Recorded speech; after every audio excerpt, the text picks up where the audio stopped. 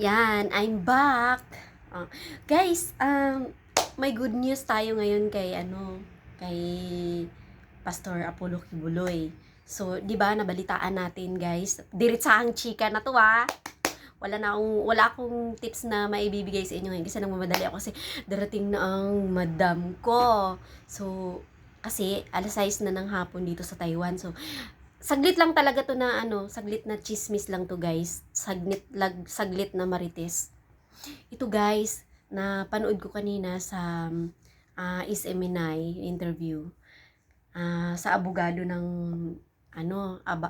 ng Kingdom of Jesus Christ.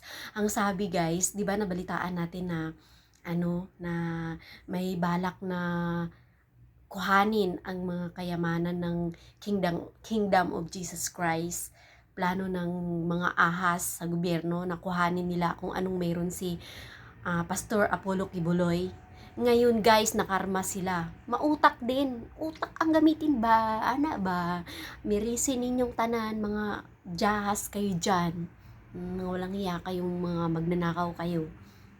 Ang ginawa ng Kingdom of Jesus Christ, guys, intinilaga nila si PRRD na tagapagmana. Utak ang gamitin ba? Ana ba? Ngayon, ano yung magiging reaction nyo? Kasi ililipat pala ang kayamanan ng Kingdom of Jesus Christ kay PRRD. Bali si PRRD na ngayong magmamana at mamamahala. Kahit kung ano man ang mangyari kay Pastor Apollo Kibuloy at saka yung mga matataas na tungkulan diyan sa sa Kingdom of Jesus Christ na na mahawak sa ari-arian ng Kingdom of Jesus Christ. Hindi nyo makukuha kung anong mayroon si Pastor Apollo Kibuloy. Yari kayo kay PRRD. Yan. May balak pa kayo? Riza, baka magmi-meeting na naman kayo. Oy, ganito na naman ang gawin natin kasi nakagawa ng paraan yung Pastor Apollo Kibuloy. Hindi natin makukuha yung kayamanan. Si Jahas ngayon, baka ganun-ganon si sigarilyo, nai-stress, umiikot na yung tumbong.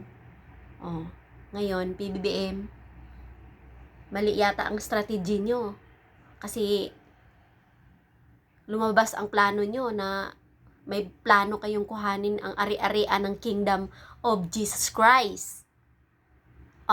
Ngayon, ngangi, mirisi, gabaan, na mauna kayong gagawa ng hindi mabuti sa kapwa-tao. Hindi lang yan, malapit na rin kayong mahulog sa kumunoy. Abangan natin yan, guys. Malapit-lapit na. Ang Kingdom of Jesus Christ group hindi titigil sa prayer rally. Sa susunod niyan, gagapangin na kayo dyan sa Malacanang. At tatanggalan kayo ng mga mata. Tutusukin yung mga ilong nyo. Tatanggalan kayo ng mga bad spirit. Alam niyo ba yon? Yung bad spirit na pumapasok sa utak ninyo. Nakaupo kayo dyan sa Malacanang, pero yung utak nyo, mga demonyo kayo, hindi kayo naawa sa mga mamamayang Pilipino, kundi ninanakawan nyo pa. Imbis na iniluklok kayo dyan para pagandahin at bigyan ng magandang kinabukasan ng ating mga mamamayang Pilipino, ang ginagawa nyo, lalo nyo kaming pinapahirapan. Yan, gabaan. Ngayon, inano kayo ni PRRD, inutakan kayo ni Apostol Apollo Kibuloy at saka ni PRRD. Hindi nyo makakamkam kung anong mayroon si Pastor Apollo Kibuloy sa Kingdom of Jesus Christ. No, you know? Mga nagbabalak dyan, umiikot na naman ang tumbong nyo. Magmi-meeting na naman kayo sa next plan nyo. Kung ano naman ang plano nyo. Huwag nyo kasi ipaalam kay sa mga ni Maharlika. Sa mga puting ahas. Pinapaalam nyo kasi mahina kayo magplano. Yung mga plano nyo, nakakarating kay Maharlika. Kaya nabubuko kayo kung anong mga plano nyo. Sino may kasalanan? Kayo din. O ngayon, magsisihan kayo dyan ng mga nagpaplano ng kayamanan ng Kingdom of Jesus Christ. Hindi nyo makukuha yan. Dahil si PRRD na ang may hawak. Si PRRD na ngayon ang milyonaryo. Oh.